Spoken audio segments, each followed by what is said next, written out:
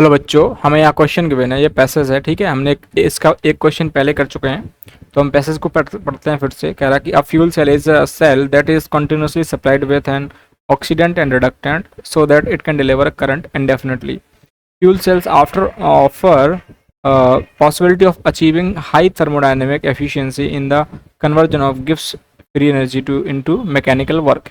ठीक है, तो यहाँ इसकी इंटरनल कंबशन इंजन है।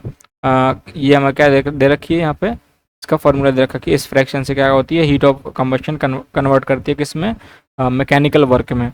यहाँ पे थर्मोडायनेमिक एफिशिएंसी के बारे में बता रखा है। फ्यूल सेल इज गिवन, ये हमारी क्या है, thermodynamic efficiency delta G by delta H.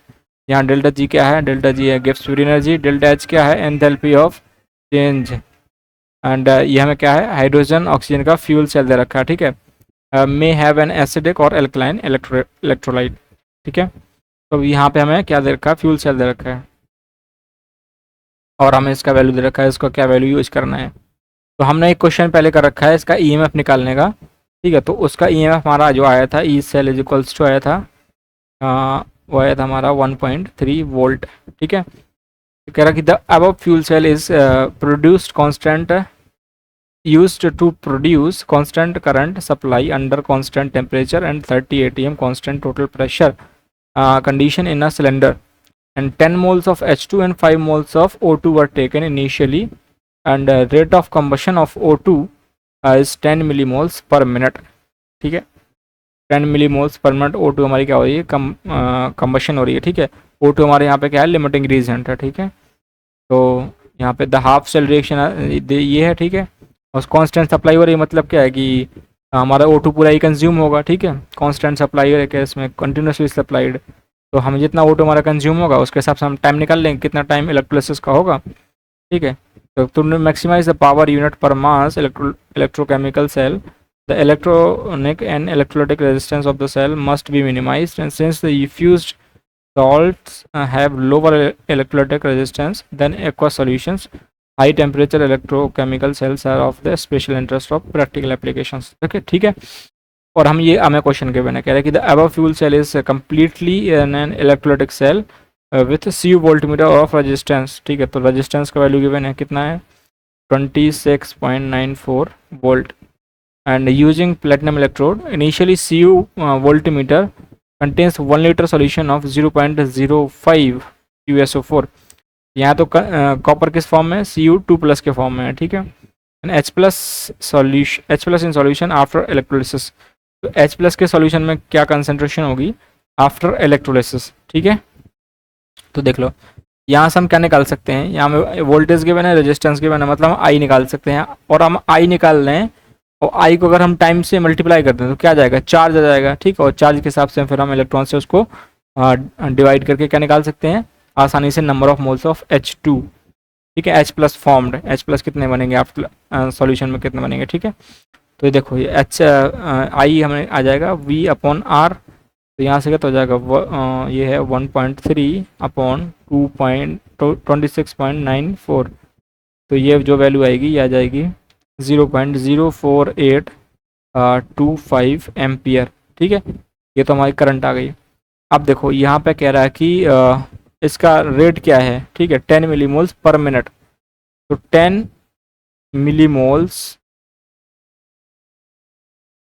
Consume होते हैं 1 मिनट में। ठीक है, तो 10 इंटू 10⁻3, ये इसको मैंने मोल्स में कन्वर्ट कर लिया मिलीमोल्स से, ये 1 मिनट में कंज्यूम होंगे। ठीक है, तो हमारे फिर 1 मोल कितने देर में कंज्यूम होगा, 1 मोल कंज्यूम होगा हमारा 1/10 इंटू 10⁻³ मिनट में। ठीक है, तो यहाँ पे फिर 5 मोल्स हैं O2 के, तो 5 मोल्स कितनी देर में कंज्यूम होंगे, यहाँ से कितनी देर रिएक्शन हुई होगी, इलेक्ट्रोलिसिस हुआ होगा, वो वैल्यू आ जाएगी। ठीक है, 10 इंटू 10⁻³ मिनट, तो ये हो गया 500 मिनट। 500 मिनट हमारा क्या होगा, टाइम ऑफ इलेक्ट्रोलिसिस। ये क्या है, टाइम ऑफ इलेक्ट्रोलिसिस। ठीक है, ये मैं यहाँ पे लिख देता हूँ टाइम ऑफ, ये क्या, time of TOE, time of electrolysis. ठीक है, अब देखो यहाँ पे टाइम ऑफ इलेक्ट्रोलिसिस आ गया, और यहाँ पे हमें क्या आ गई, करंट आ गई। अब देखो Cu2+ की फॉर्म में है, तो Cu2+ एक्वस ये क्या करेगा, वाटर से रिएक्ट करके ये हमको बना के देगा क्या, ये तो रिड्यूस हो जाएगा, ठीक है, सॉलिड फॉर्म में।